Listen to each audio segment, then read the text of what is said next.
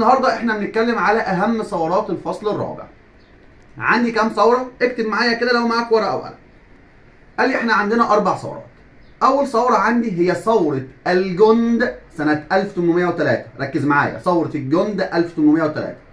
وعندي ثوره سنه 1804 هي ثوره الشعب المصري ضد البرديسي اللي هم المماليك. وعندي ثوره الشعب المصري 1805 ضد خورشيد. وعندي ثورة مهمة جدا مش واخد بالك منها انت، اسمها ثورة اهالي الشام ضد محمد علي.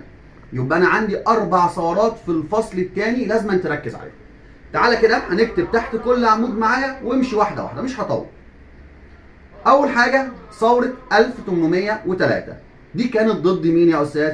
قال لي ده كانت ضد اول والي عثماني بعد خروج الحملة الفرنسية اللي هو خسرو باشا. تاني، دي كانت